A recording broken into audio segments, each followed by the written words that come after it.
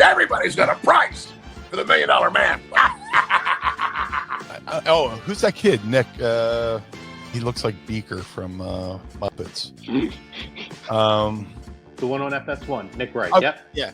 I got something. That's amazing. I did not even. I love that. If I get 5 women and they're all in the same room with me, we're going at it at 110%.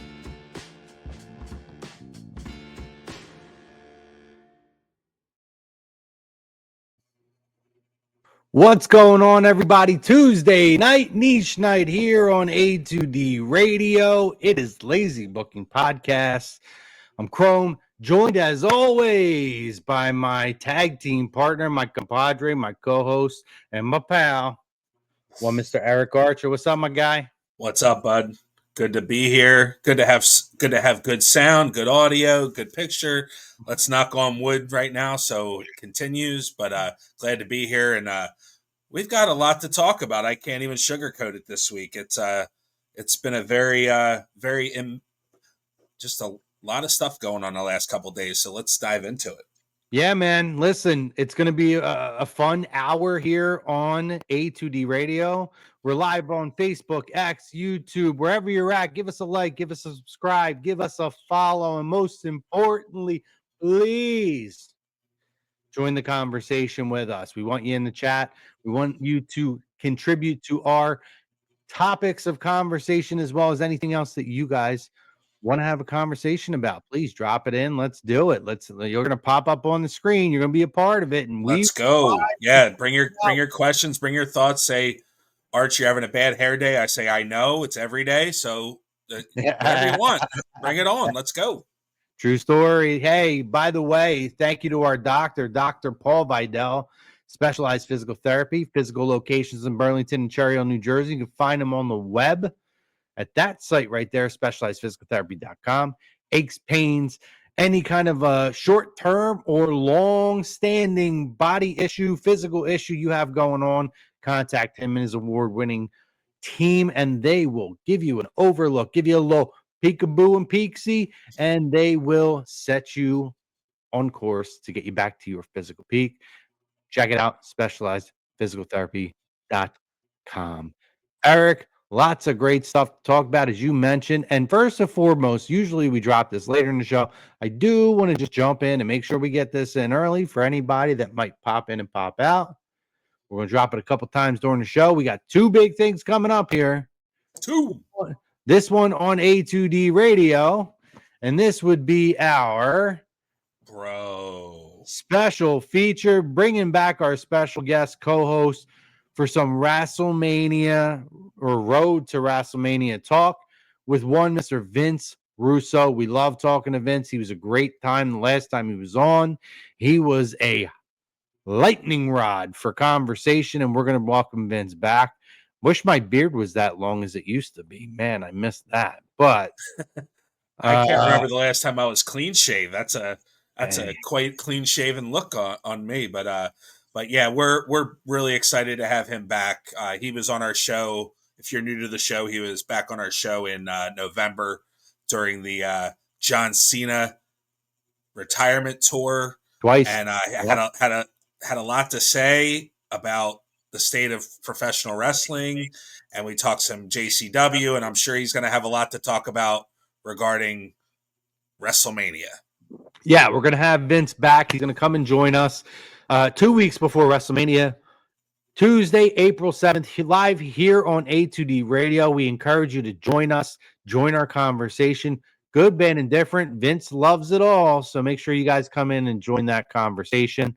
And also, as well, we have this one coming up. This is March 28th. Myself and Eric, we did one of these. It was a lot of fun. We're going to do another one again. Let me take the scrolling banner across just so you guys can get the date for a moment here. It's WrestleMania. Yeah, we're going to be live on the Lazy Booking Podcast TV YouTube page. It's the Lazy Booking Podcast TV exclusive. We're going to do a WrestleMania 8 watch party. Now, if you joined us for the first one, we did the Royal Rumble in 1990, which ironically enough coincides with this. This was not planned, but it does kind of it coincides with this because 92 was the one going into this. But we're going to do a WrestleMania 8 watch party. 92, we did just the Rumble match. This, we're doing the entire card. We're going to watch all of WrestleMania 8 with you. We're going to react. The commentary is classic. It is amazing. It is the last WrestleMania that Monsoon and Heenan did together. It's one of our favorites. It's one I know Eric has been dying to dive into, so we're going to dive into it together. So please join us March 28th, Saturday, 2026, 12 p.m. Eastern Standard Time on the Tube. Let's do it.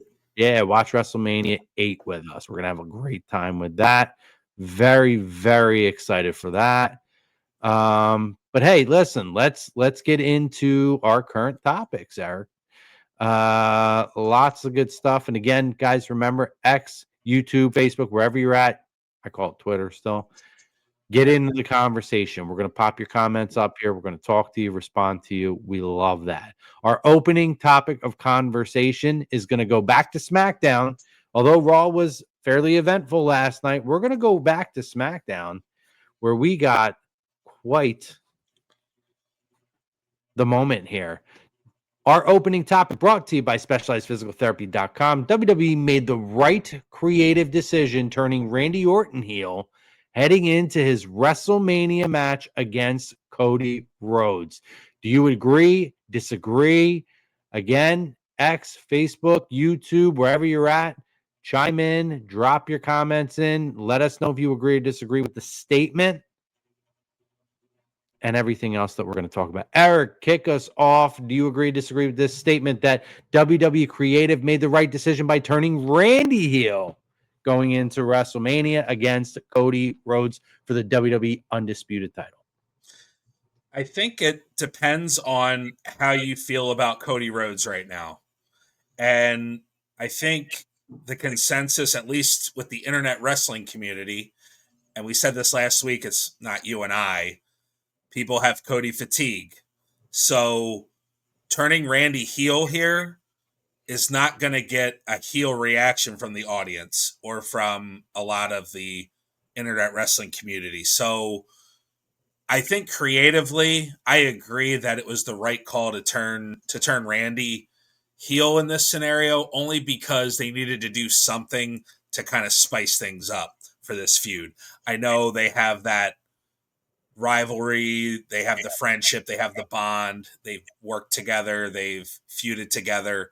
There's a lot to unpack in this feud, but I'll say that you could argue the wrong person turned heel, and due to a lot of people kind of in that Cody fatigue part.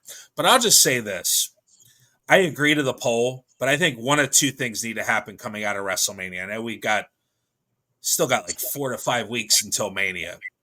But coming out of WrestleMania, one of two things needs to happen. Randy Orton wins the WWE Championship, and Cody Rhodes goes away for a while.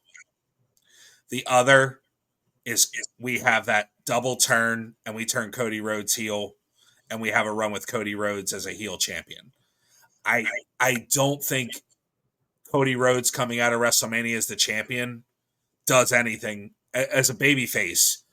Does anything for me, or I just, we've seen it already, and I think we need something different. But I'll say to the poll, I agree that it was the right call. I think it was absolutely well executed. I loved it. And I heard somebody talking about how Cody always wears white shirts when he gets bloodied up, and it's an homage to his dad, where if you look back in the 80s, you saw Dusty wearing light colored shirts and always getting blood all over him. So I think it's an homage to him. I think it was fantastically done, and that's where I'm at. I agree to the poll, but we need a shakeup at WrestleMania for sure. Yeah, no, I'm going to disagree to the poll. I'm disagree to the poll for a reason.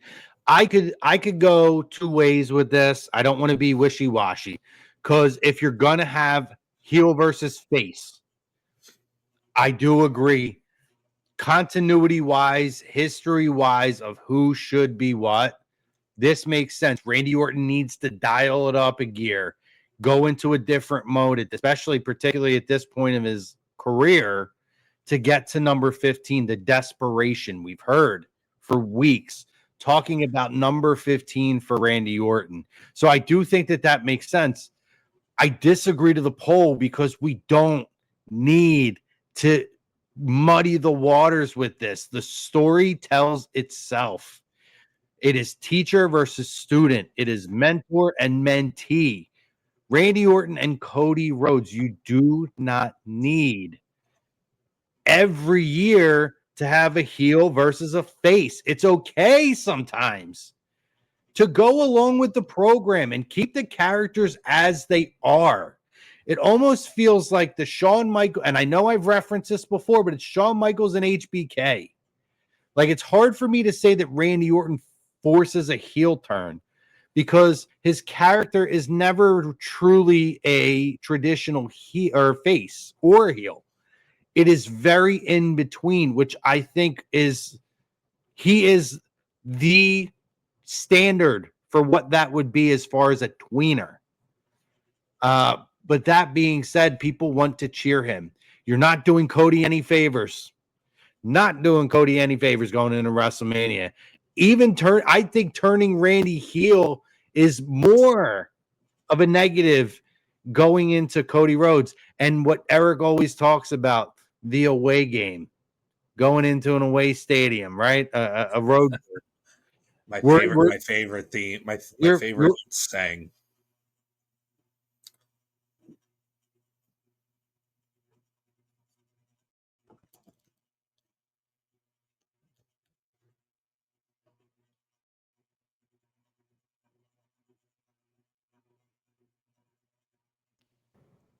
Can you hear me now?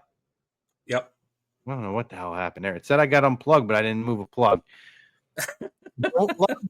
I don't believe in this. I don't think it needs to happen. If you're going to do it, it was absolutely executed perfectly. And then and the only thing you were missing was the punt, which I know you're not really typically going to see at this point with what we know about head injuries and concussions and the risks of doing that. But that being said, I did feel like they dialed into that voices in the head Randy Orton. But that being said, I don't think it needs it. Every now and then, just don't overcomplicate something. Give me what is there. Give me the history. Give me the road that has been set for the last, what are we talking about? 15, 16 years between these guys, almost 20 years between these guys. Just give it to me. Give me, it's just man versus man. I don't want Shawn Michaels and Hulk Hogan from SummerSlam that, although it had moments leading into it, and you got moments of the heel Shawn Michaels from back in the day, you knew it was short term, and you knew that a lot of that was kind of a forced issue. I'm worried for this. So, I just wonder what the intentions are with this heel turn as far as Cody Rhodes is concerned.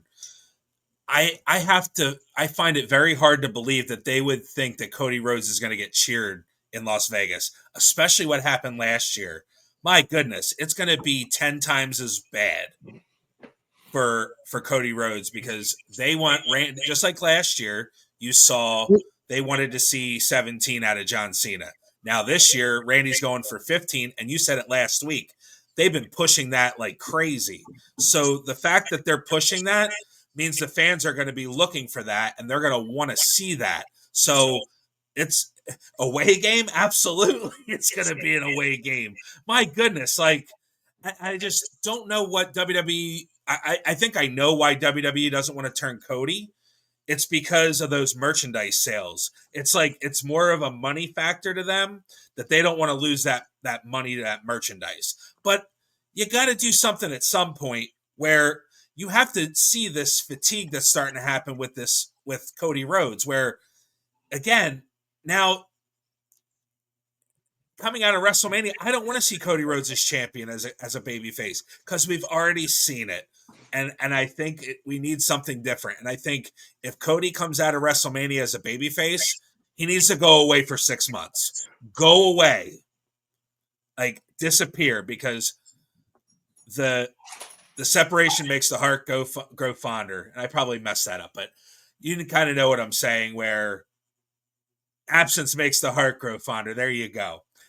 It's him going away will help his character, because people have just seen him to death. And I think it's like you said, they're not doing him any favors now. Like I think I agree to the poll only because something needed to happen to shake things up with this. Just something a little more. And I think everybody's wanted to see this Viper 2009 version of Randy Orton. And if any indication of what happened on Friday, we're getting just a glimpse of that. I think it's going to be must-watch TV for the next several weeks coming into WrestleMania. Yeah, I just think that's where we're on a little bit of a different page. I don't think it needed a shakeup. I believe that the storyline was set. We talk about King of the Ring and what was kind of the thing there, right? Randy wouldn't pull the trigger. And we've seen kind of Cody show over like since then, including recently with Sami Zayn, that when it comes down to it, when it comes to that personal gain and getting to that WWE Undisputed Championship, Cody Rhodes will pull the trigger on it. And I felt like you don't need to do that. Like I believe, and I said it last week, so this is not a spoiler for our WrestleMania like full on preview show. I believe Randy Orton gets 15 out of this. I really truly do.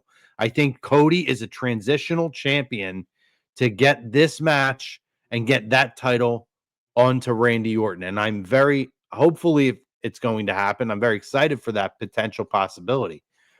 But it didn't.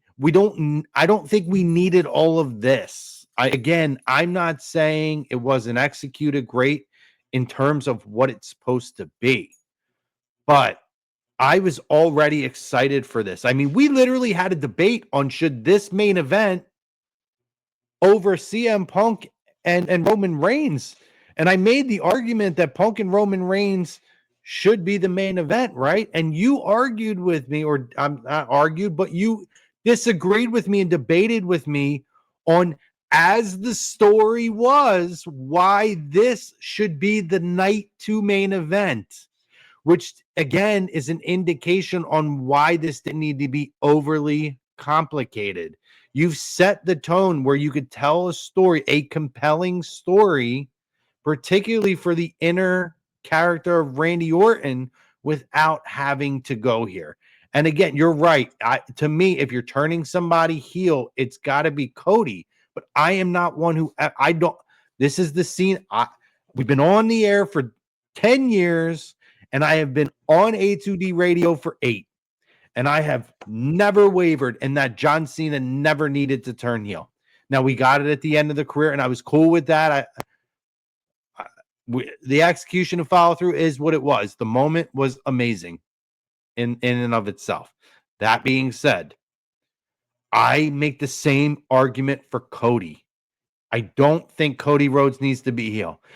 I get that people want to see something different all the time, but in my opinion, it is okay to have somebody and say that guy is a hero to the kids and to this and that. And just because the smart marks on the internet wrestling community feel like, oh, we got to have this and we got to have that, and we're never satisfied, I don't believe you need to cater to that, because to me, the money speaks. And the minority is those people on their X fingers or Twitter fingers or whatever the hell they are on. Who's filling the pocketbook? Who's filling the bank account that is not just funding TK or WWE, but they're paying other tabs on TKO's freaking invoice? It's WWE, and Cody Rhodes is a big reason for that.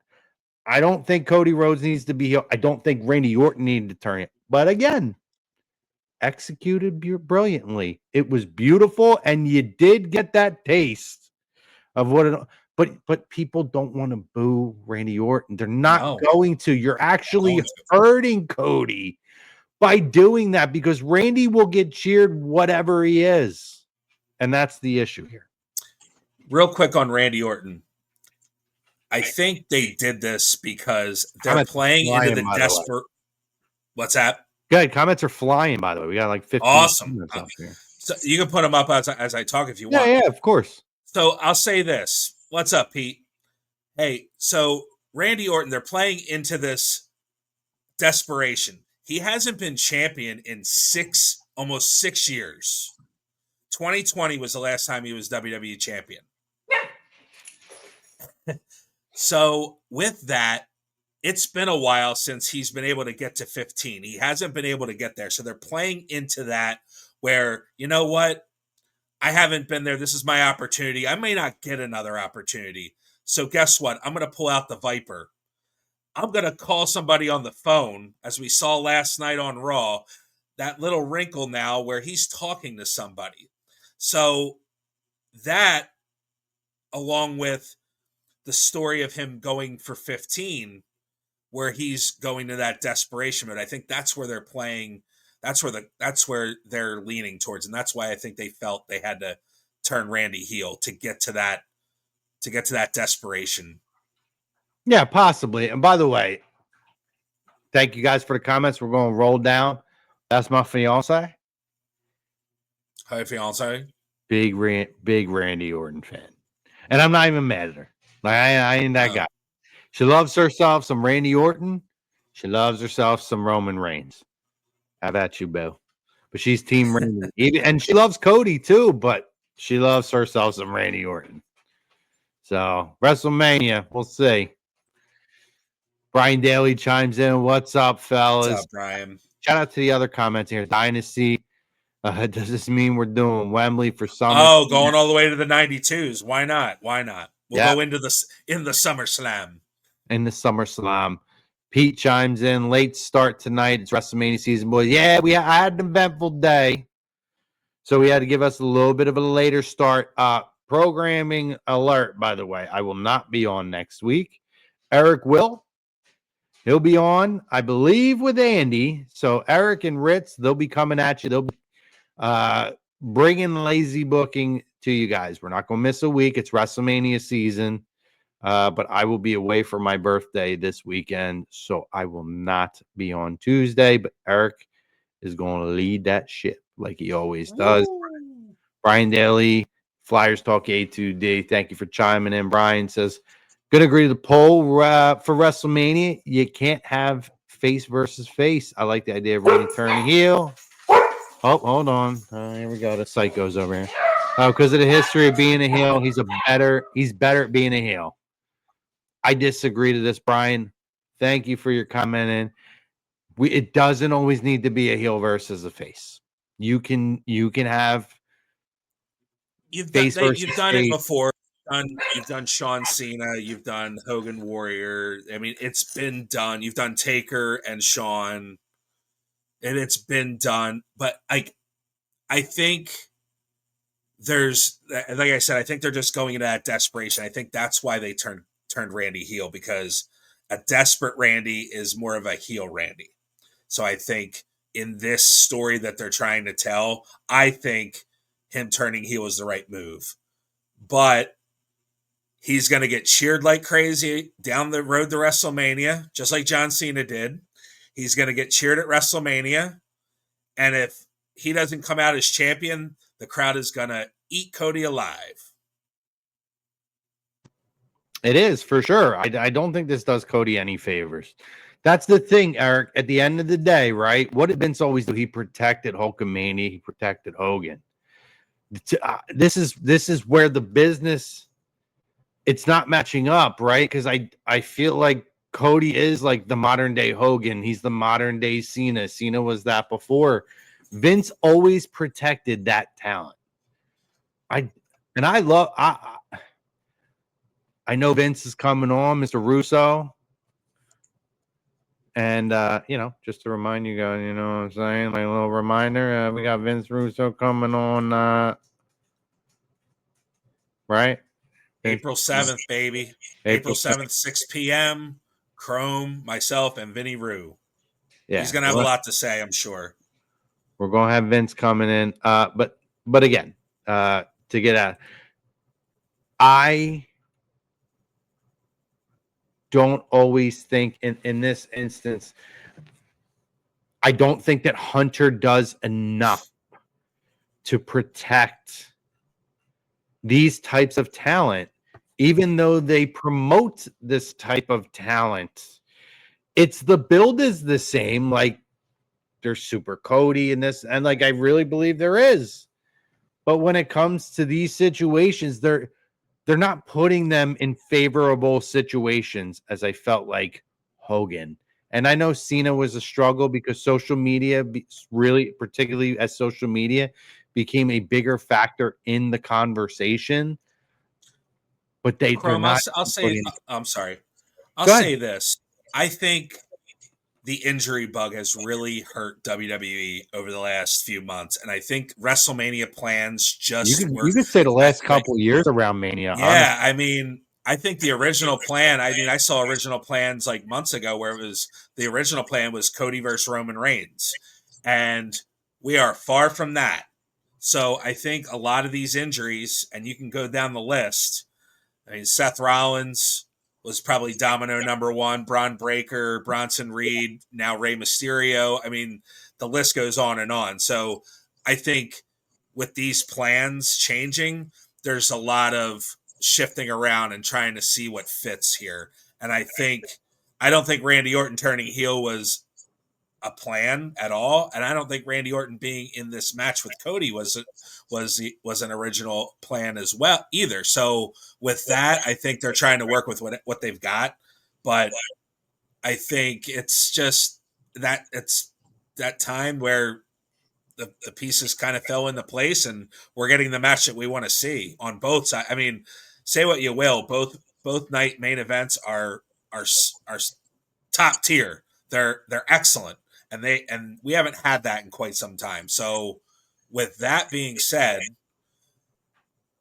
things worked out pretty darn well at the top of the card. Yeah, I don't everything going on. Yeah, I don't think WrestleMania, in terms of what was visualized on the onset, is where it is. But like, what is one of the things that before me and you started doing the show together, right? Something I talked about years ago when Cody came back was, what's a WrestleMania match we need to have? We need to have Cody versus Randy Orton. It just has to happen, particularly at this point in Cody's career. And now with where Randy is at, to not have that as a WrestleMania main event would be a complete swing and miss opportunity. Like, so, whether this year's Mania is stacked up the way that it was originally expected, what they're putting together at this point is falling into place with the potential to be an absolute classic. And it's matches that needed to happen. You needed CM Punk and Roman Reigns. You needed that with the history that goes all the way back to the Shield's debut and the Colt Cabana podcast. It needed to happen. So I feel like we're getting this, like, let's clear the field in terms of these matches that always should happen. And they're doing that. I think they're doing a good job with it. You know what's wild? Randy Orton came back the same night that CM Punk came back. Mm-hmm. Both of these matches, if you would have said 3 years ago that these matches were going to be main eventing in WrestleMania, I would have been like, yeah, right. Punk's not coming back. Randy on the verge of retirement due to his fusion surgeries. I mean, looked like his career may be in jeopardy. So having these matches, we are very fortunate to get these two matches in the ring. And for them to be the main event of WrestleMania, it just goes to show that, like, the way that they're being built, they're going to be classics. Agreed. And God, how long was Randy out for? It felt like it was like a year and a half. I don't remember exactly, but Randy being out for as long as he was, you're absolutely right. There was a lot of question marks on what would happen. And again, I love the idea of we're getting these matches that we felt like we need to happen before there's an opportunity for those things to not happen. You know, we've lived Absolutely. through the Hogan's and Flair's not happening at WrestleMania, like WrestleMania 8, which, by the way, we're going to be doing our live watch party with. You like how I did that there? And she winked, and she winked. And then I did too. So good. She's all the way live. On those moist, wet lips. I really can't wait to watch WrestleMania It's gonna be 8. fun. And I hope that our viewers here join us for it. And we're going to have so much fun. We had fun for WrestleMania or for Royal Rumble 92. And it's so funny that it actually does fall into place. Don, my guy, what's up, brother? Don chimes in, says, what's up, fellas? We got Greg chiming in. What's up, fellas? What's up, Greg? He Thanks agrees. for coming on. Greg agrees to the poll. Greg, A2D legend. Don says, at this point, I don't think Cody will ever turn you. I hope not. I mean, he's still in the top. He's still one of the top merch sellers. So, I mean, just for that alone, it's like the John Cena thing for about 10 years or so, where they didn't turn him because they were afraid they were going to lose the kids' audience. I mean, that's their hero, and that's Cody Rhodes right now. Yeah, 100%. And I like what Greg says here. I expected some sort of a flip. I didn't expect it that far. That is where they hit the home run. And the brutality of it, if you're going to do it, let Randy go full throttle. And he did. Yeah. He did. Pushing Nick Aldis, push Jelly Roll, poor guy. 100%. It was excellent. It was excellent. I almost thought to myself, like, if they were going to do the heel turn with Randy Orton, that maybe it would be at the expense of Jelly Roll. They didn't go there. But I really did. I will say this again, as much as I disagree to the poll, if this is the direction you're going, I think they're off to a great start. And I will admit that. Don says, isn't Roman versus Punk kind of face versus face? No, I don't know that either one is a face, to be honest with you. A lot of Roman, what Roman does is very heelish, despite the fact that people now accept him and he accepts the acknowledgement. Dynasty says, do we get the intermission like real life Macho Flair?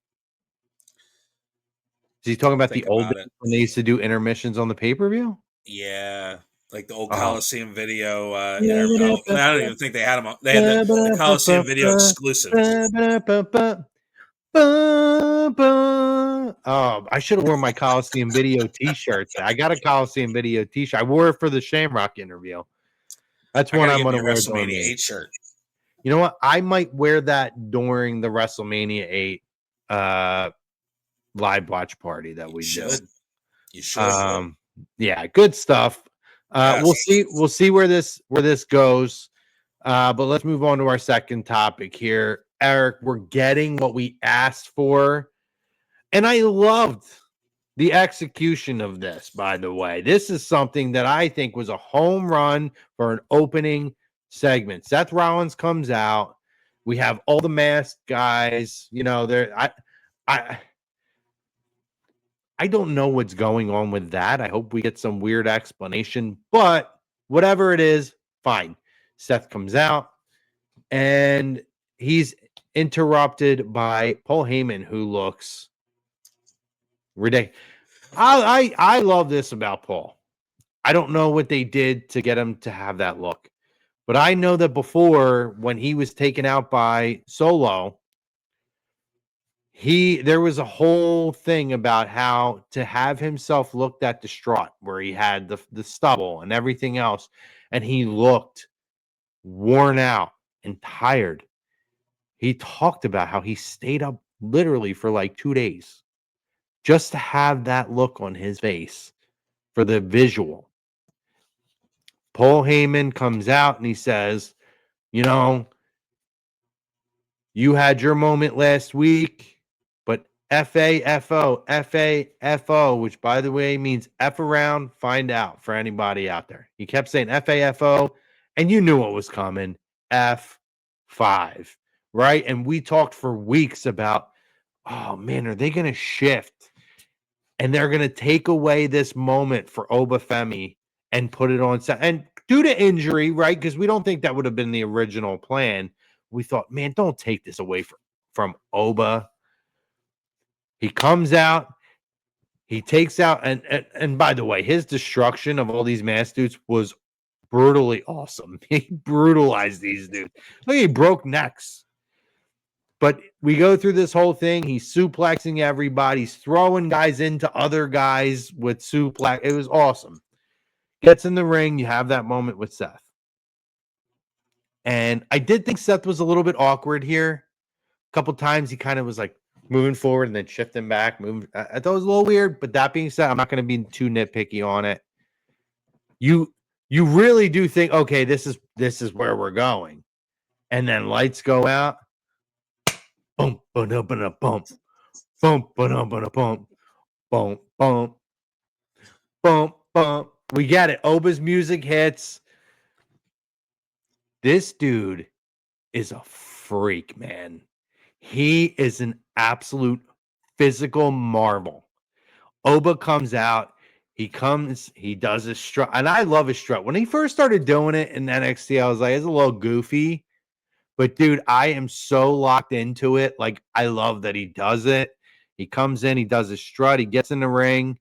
And then you have the doubt now because he does the confrontation, but Seth kind of starts to saunter in a little bit, only for him to kind of be chased out of the ring. And then he turns around. And I'm telling you, I don't care if Brock did a jump to help him out. It don't matter because ain't nobody ever had the physical wherewithal to be able to handle Brock Lesnar and lift his ass up like that and put him down through the mat. Michael Cole called it perfectly on commentary where he said, I've never seen Brock Lesnar handled in that way. Oba Femi accepts the challenge. He points to the sign. We're getting it, Eric. We're getting the match we wanted. Oba Femi, Brock Lesnar, your thoughts on this? I don't know what else I can say about it, man. That was sorry. incredible. I got it. Oba's my guy, man. I got in on it. I'm sorry. So you concentrated on Oba. I'm going to concentrate on Brock Lesnar. Let's rewind back to 2020, right?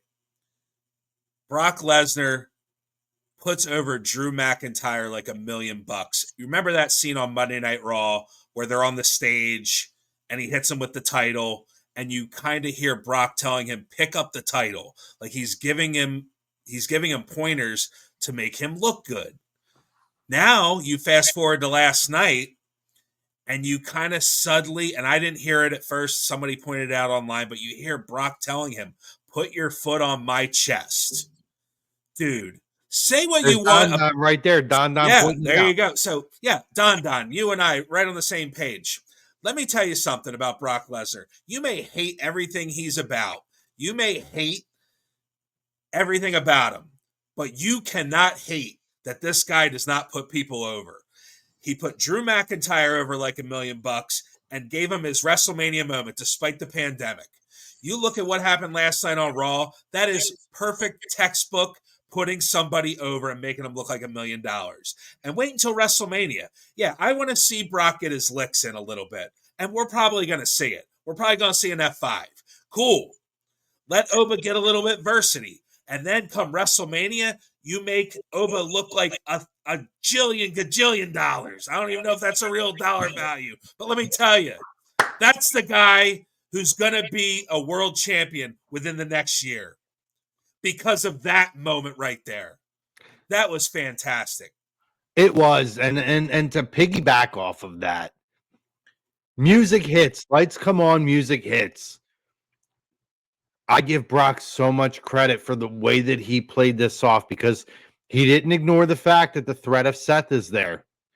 But he knew this is a different beast walking down the aisle. And I will tell you what, Don, I think, mentioned it. Like, did Oba get bigger? Oba looked unbelievable. Brock looks small next to him. He looked like holy very cow. Small. And Brock's facial expressions in it, and I said this before. I hope this is all for naught, or I hope this is not all for naught, because Oba needs to win this match. And I really, truly believe that Brock understands where he's at. And Brock can still be, the legend and dominant as he is. And a loss to Oba and kind of a passing of the torch as Brock heads into the sun, like, the twilight of the end here. Like, I believe that this is a stamp of approval. Like, you guys nailed it. Watching him tell Oba what to do to create the visual and the moment of dominance. Because let's not forget, at Royal Rumble, what was the biggest complaint? It was that two things. Oba dominant in the beginning, didn't do much after that. But then against Brock, it was Oba should have been the one taking Brock out of the match, not Brock taking Oba out. And I feel like we're starting to get that reprieve, that makeup for that. And I give Brock so much credit here. I give WWE and the execution of getting to the answer of who's challenging Brock, creating a little bit of doubt for a second there. I just think it was a beautiful moment. I think they did really, really well with this.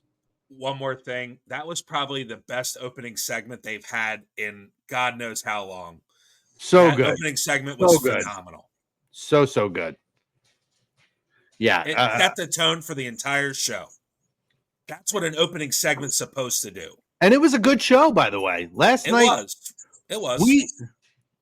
Full disclosure, last week, not our best show we've had. We talked about that, right? We had mic issues and all kinds of. But in fairness, I almost feel like it's almost like a mirroring image of what the WWE programming was last week, because it was a rough week. It was not the best to talk about. I don't think that they did themselves many favors. I'm not saying they did no favors, right? You had Cody win the championship. And obviously you had the closing segment of Punk and the Usos, which was good. But it was a rough week where we sat here and we said, what are we going to do? Like, it just wasn't exciting. So maybe that whole thing was an indication, but I will tell you, huge between SmackDown and Raw, big makeup this week. They did a tremendous job. And you're right, Eric. That's one of the best opening segments, top to bottom, that WWE's had in maybe 6 months. And I'm not exaggerating. When we get to hot tag, I want to bring up Seth Rollins, because you talked about a theory. I have a theory. Oh. And it's not Austin theory. Is it? I was going to say, is it an Austin theory? It's not Austin theory. I'll give you that. Excited to get to that. It'll be our final segment. Let's jump into, we had another promo between Punk and Roman Reigns last night. So I am in a weird place with this. I have praised this program up to this point. I don't know. So just, I feel like we didn't make much new treadway on things other than I loved Roman talking to the Usos, addressing the part-time issue and saying, my dad and your dad, you know how long they were away. My biggest accomplishment is to be a full-time dad despite anything else. I loved this. I actually thought this was an incredible humanization. And honestly, despite these loser marks who get mad about certain things, not everybody, but I'm calling the losers who complain all the time, the humanization of this and bringing it back to reality and that these people are freaking human beings. I loved this. I really, really did. As far as when we got into the dynamics of the story, I don't think we made much headway. I also thought it was a kind of weird that of everything that Roman says, him calling Punk old was what sets him off. Again, maybe it's the insecurity that finally tickles, Punk's insecurities. but it's not anything you don't see on like the freaking internet or anything. So like I don't know. And because like I guess it's a pick and choose for them on what they want to acknowledge on TV from the internet and not. But like this is not a new narrative. So I didn't hate it. I still think their promo chemistry together is so good, but I didn't feel like we made any headway. And I just thought it was a little bit this was the not the worst we've seen, but it was the bottom of what we've seen between these two. I agree with you. I think it has the unfortunate circumstance this promo last night to follow up those two awesome promos that we had. And I think after a while, you can only say so much about my family and your wife and you're a part-timer and you're old. Like there's only so much that you can talk about. So Right. with that being said, I don't fault them for last night. I think it was what it was. I think you got the story of Punk being old to end it, where it's like, all right, now Punk has a little bit of doubt. Can he accomplish what he's still kind of his age? Which is all Fair. well and good. Fair. I will say this. I don't think we see Roman next week. I think we see him at MSG because I believe Raw on the 30th is in Madison Square Garden. So I think we see Roman back then. And then we probably see him again maybe one more time. Probably the go home show. And I think at some point we've got to get some physicality here with these two. I think at this point now they've said what's already needed to be said. I think you're at the point where they're grasping at straws, trying to find other things to say. I think the only other thing I could think of is maybe Roman talks about Larry. I mean, and we've kind of already done that. So, and I thought maybe we were going to get that last night. And the fact that they didn't pull that rabbit out of the hat, it tells me maybe we're saving it, or maybe we just don't want to go down that road. So I think it's still hot. And I have a theory that I probably won't share tonight because I want to see a little bit more before WrestleMania. We've still got a long way to go.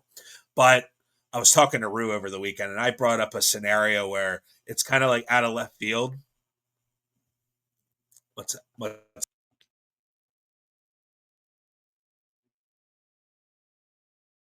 I lost you there for a second. I'm sorry. I can't. So I would just say I'll when we get a little closer to WrestleMania, because I need to see a little more on what I'm thinking about my predictions for WrestleMania, because I think something's off as far as the stuff with the Usos and with Roman Reigns. You got me now, right? Yeah, I got you.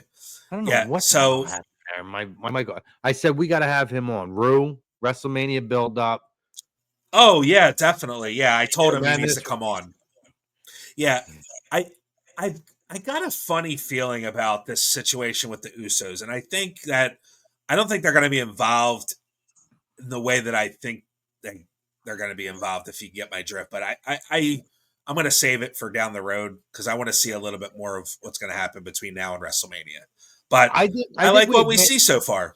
Yeah, I think that road we talked about, the wines, the curves and everything over time. I felt like maybe we would get to a point where we get Jimmy versus Jay. I feel like that was the way it was going, and maybe that we've transitioned away from that. Again, we'll go down that road another time. Yeah, it seems like the Usos are going to fight. Are they fighting Logan Paul in theory next? Is that on Raw next week? There are so many matches on Raw and SmackDown that should be happening on WrestleMania. Listen, I will tell you right now. AJ Lee and Bayley was a tremendous match. Yeah, it was excellent. That needed to be a WrestleMania match. I don't, pardon my language, fucking need another Becky Lynch and AJ Lee match. No, I'm done. That should have been your WrestleMania match. The attack after, it's bullshit. It's not good. I'm over it. And like, I'm a fan of Becky Lynch and this character, but this shit needs to move on. Like, something's just missing. move her on to the title. Like, get her away from AJ at this point. Let me get AJ with a run, working with people like Bailey and other people who we can have these matches where we have this legend versus this young talent. We have this legend versus, you know, the generation that came in right after her where we never got it. And it's almost kind of a dream match that we maybe thought we would never get. There's so many people on the roster to get that. I don't need this bullshit. And it's not working it's going on way, way too long. And it's not entertaining. And it's been going on since WrestlePalooza. And yeah, and I think Becky's awesome. Like, I really do. Oh, yeah. I'm not a hater on Becky Lynch. I love this heel character. Oh, yeah. Yeah, we said it from the beginning when she started doing the stuff online. I mean, I love this heel character of hers, but I just think it's dragged on too long. And the fact that now that she's chasing the title, it's kind of like takes away from where we could have something else where we've already seen this several times. Now we're gonna get it again at WrestleMania. Like, come on, like we got to be a little more creative than that. But I get, like, Becky's a big star, AJ Lee's a big star. You want to see them on the grandest stage. I get that, but at the expense of having a better match with more intrigue and more excitement, I think they kind of missing the boat here. 100%. It's a missed opportunity. It's not working out well, and I don't know. To me, it's let's put the two names, but they started the feud too early. Like, it goes back to WrestlePalooza when they wanted to get viewership on ESPN. It's biting them in the ass right now with this feud because they started it way too soon. They could have started it later on in the year, and we could have had this first match at WrestleMania for the Intercontinental title. Instead, all right, we got to draw viewership and get subscribers for ESPN, and now we've got this feud that's way past its expiration date. Agreed. So yeah, we'll see what happens with it.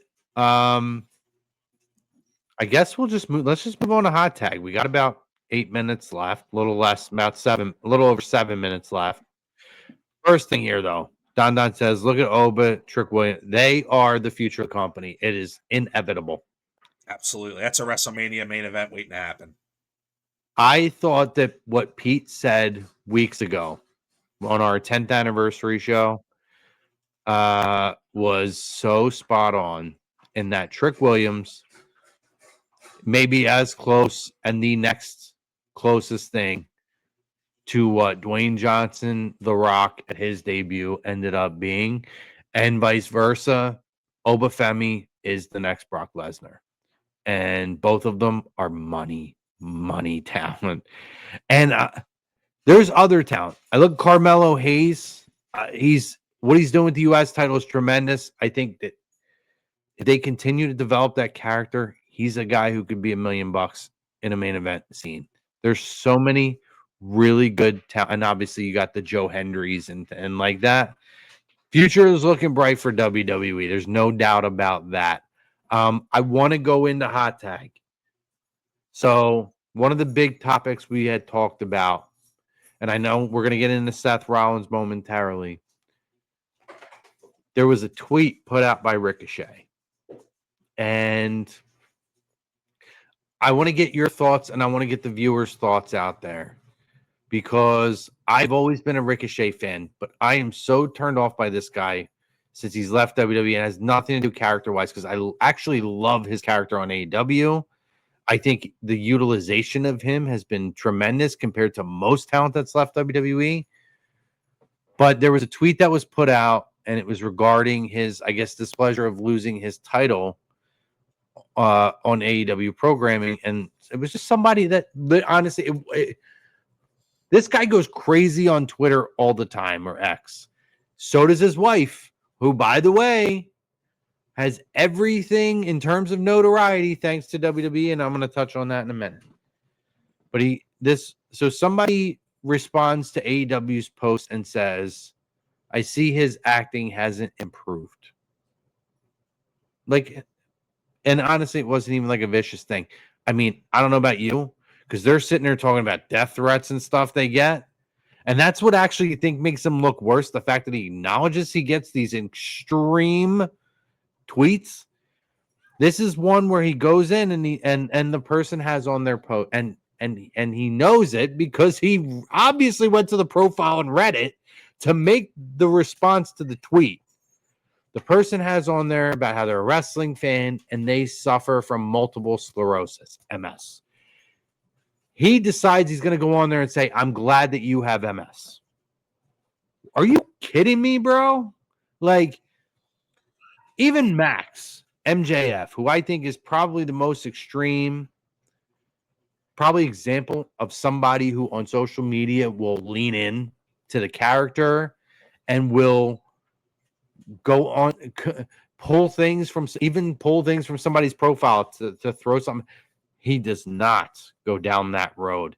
These two, Ricochet and his wife, Samantha, who WWE handed the keys to the kingdom to, and she decided to walk away with her husband for whatever reason. She wants to be a singer, whatever. She's mid at best. Walks away, and I'm just shocked because I told you this story earlier, Eric. I met Ricochet at WrestleMania 34, and I don't give a shit about talking shit on this guy because he was an asshole. Velveteen Dream, what's his name? Something Clark. What's his first name? I know who you're talking about. You know I'm talking about. Velveteen Dream. Dude was a dick to people. There's a place called the Swamp on Bourbon Street. It's a very popular place. And I'm talking, there wasn't even people like harassing this guy, but like you're out in the public. And that weekend, you know you're going to be out in your social. And I'm saying, I'm not just saying this. We had an in with the talent on that weekend. We had conversations about them. They had an expectation on being approached and everything.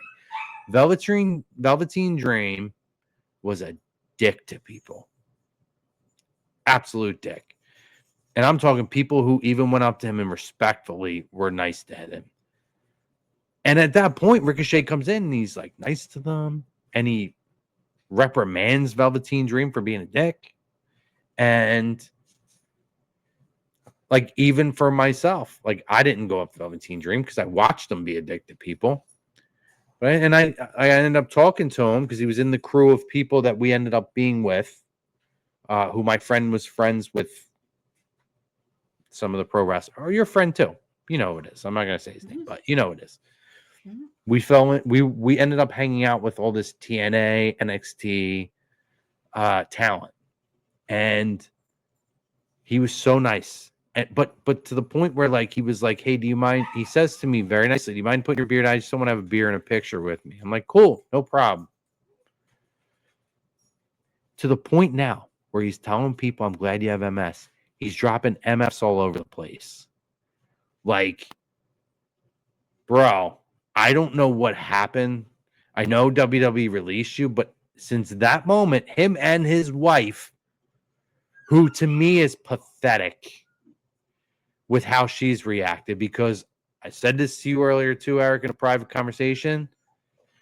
Just because your husband is dissatisfied with what went down or how he was utilized does not mean that you can't respect the hand that fed you. Take a page out of the Brie Bella handbook, who her husband is a big influence on the competition.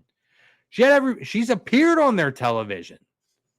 Had every reason to, if I'm going to step back in the ring, go there. And she respects the company here at WWE.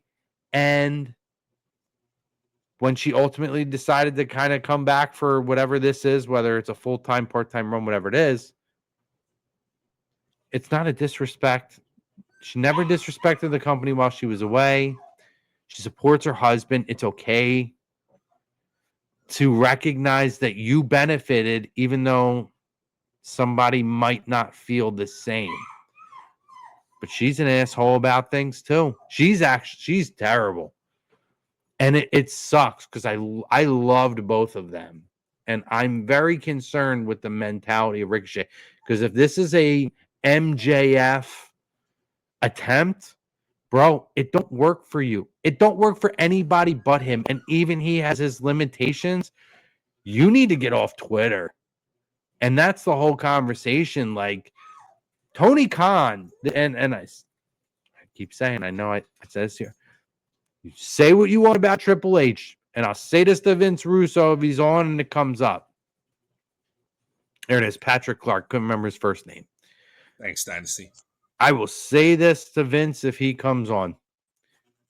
You say what you want about Triple H. When it comes down to it, when it comes to towing the line, there is no wavering with Hunter. You set this, you meet the standard, or you suffer the consequences, you're out. Tony Khan needs to step in, and that dude just let it go. There's so many times he needed to step in, and he has not in AEW, and this is one of the worst. This is bad. I thought it was terrible. Like, I just don't. There's certain lines you don't cross. That was one of them. And the person who said what they said wasn't even egregious. What they said, they just said, "I think his acting could be better." Basically, having an opinion. I guess you can't have an opinion. You know, it's like a lot of people out there, unfortunately, that you can't have a conversation with them. And I think you're right. I think he needs to get off Twitter yesterday. I think he's trying too hard to be. Him and his wife, yeah. But I think he's trying to get attention in the wrong way.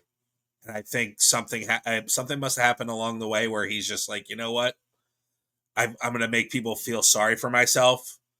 Sorry, I want people to know how I feel, and if they don't like it, tough. But he's going about it the wrong way. He's trying to be a martyr. It's pathetic. It's terrible. So anyway, we might at some point we might go back down this road the way he's going. Final thing here, Eric. I want to get. I know we gotta get off. We got about a hard. If you can get your thoughts in the next 2 to 3 minutes, because we got. Oh yeah. We got Flyers Talk A2D coming at you top of the hour, 9 p.m. tonight here on A2D Radio. So about 16 minutes from now, we're going to jump off in about 2 or 3. Seth Rollins, you have a theory. You teased it. Drop it in here. Let's go. I want to hear this theory. So that's not Austin. It's not Austin, no. So Seth Rollins doesn't have an opponent for WrestleMania at this point. Right now, it's very clear that it seems like Logan Paul and Austin Theory are focusing on the tag team titles, which leaves Seth Rollins without an opponent. What if Rollins continues to come out with those masked men, and one of these masked men decides to spear him? Off comes, hey. But you got to admit, though, right now, the direction for Seth Rollins in WrestleMania, there is no direction for him. There's got to be something. Yeah, I mean, listen. What if it's Braun Breaker? At this point, it's got to be Braun. Maybe he's actually not healthy enough to actually compete. He might be able to do a jump and put somebody's head into the mat, but actually can't take moves. I don't know. I don't know what the deal is. I'm running out of ideas for him. Listen. And then what are we doing with Gunther? Where's Gunther's WrestleMania opponent? The rumor was it was going to be Rey Mysterio. He's injured apparently. So what are you doing with him? Yeah, well, that's a whole different ball game, and we'll jump into that next week. As far as what you said with Seth, yeah, listen, I get it. I get what you're saying. I think at this point, your best option is to go with Braun Breaker if he's healthy enough. If you can, I don't know. Love this idea.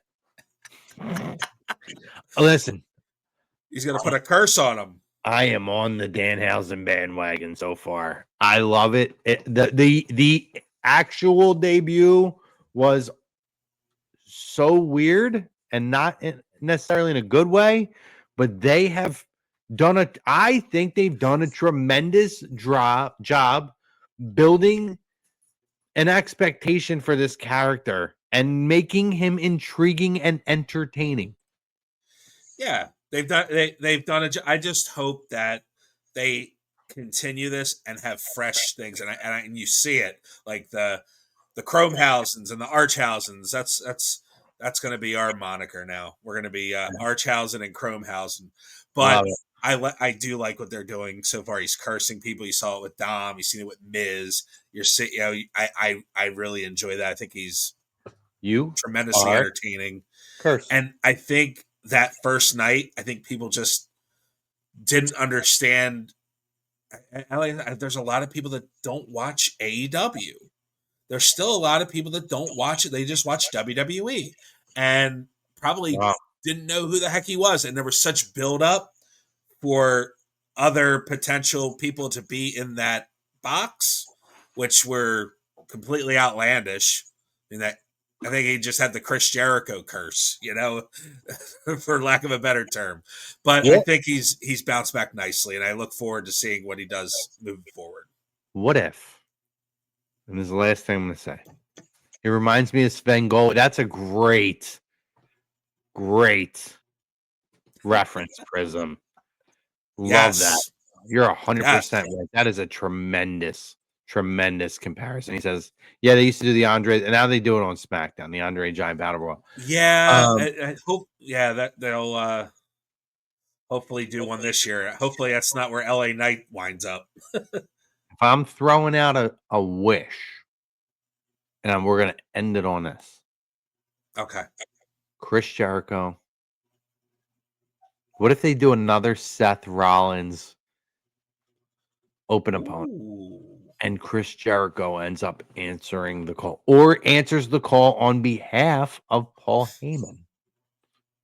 I've been thinking maybe they have Jericho debut the night after WrestleMania. Probably more than likely. I think they've missed the boat on the impact of the night after WrestleMania in recent years, and I think that would really spark up and bring it back. I mean, we used to look forward to the night after WrestleMania, the biggest Raw of the year, and it's fallen flat many times over the last 10 years probably, and that would be one that would be amazing. Agreed. We'll see. Yeah. Listen, it's been a fun ride so far. I think WWE is doing a better than normal job at getting on the road to Mania. We still have 4 weeks left that we're going to be getting into. And by the way, during that 4 weeks, we're going to have our good old buddy, our old pal. Let me drop this comment off of here. Vince Russo is going to join us April 7th. April 7th, we're going to have Vinny Rue. He's going to join us to talk about the WrestleMania build, the road to WrestleMania. We're very excited to welcome him back.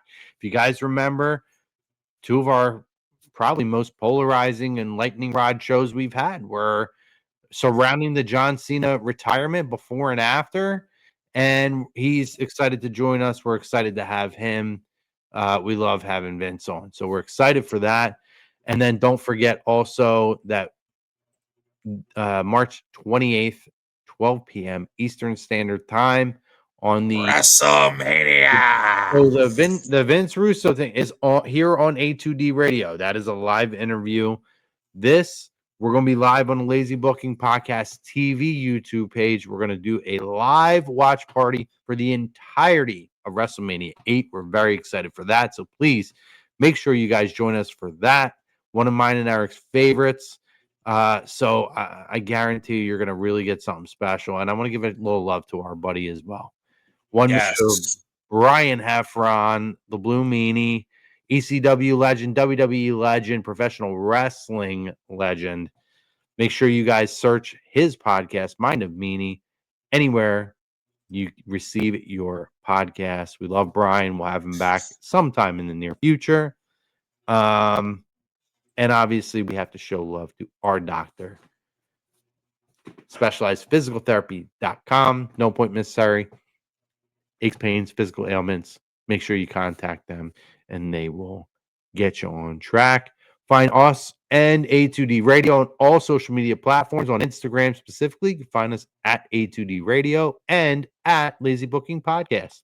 Or for our exclusive Lazy Booking Podcast channel on the tube, find us at Lazy Booking Pod TV, or just simply search Lazy Booking Podcast TV, and you can find us. And we're going to have more of that exclusive content that we've been dropping, those anecdotes with Arch. We're going to have our live watch parties. We're going to do some other things. We're going to have some of our own kind of specialty shows that are coming up, or different shows, things that do all kinds of things. AEW, kind of the analysis of the ins and outs of wrestling business and certain things. We're going to change it up. It's going to be a game changer.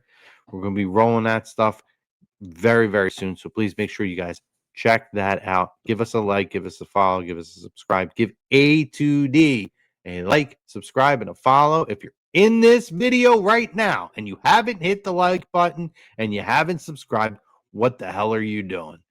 All kinds of cool things happening here. Hockey guys coming at you in about 8 minutes. Yes. Last comment of the show here. Don saying, good show, fellas. Eric, it's been a pleasure as always. You are a tremendous colleague and co-host, and I love our time that we get to spend together. Thank you, Prism. Appreciate you as well. And thanks for everybody contributing tonight. And we've got a few more weeks till Mania. A lot of fun stuff coming up. And Lazy Booking Podcast TV, we're looking for more subscribers. Get to 100. I dare you. Get on there and subscribe. Do it now. Us and A2D Radio, we got over 10,000. Let's get them to 20,000. Yes, give them some love too. Let's get us, our family here at A2D Radio, to 20,000. Well, let's get to 15. 15 is our next mark. Then we'll get there. You go. You guys won't regret it. But for myself, for Eric, everybody here at A2D Radio, Tom Arnone, we love you guys. Appreciate you guys. And remember, as Andy always says, tell someone you love them.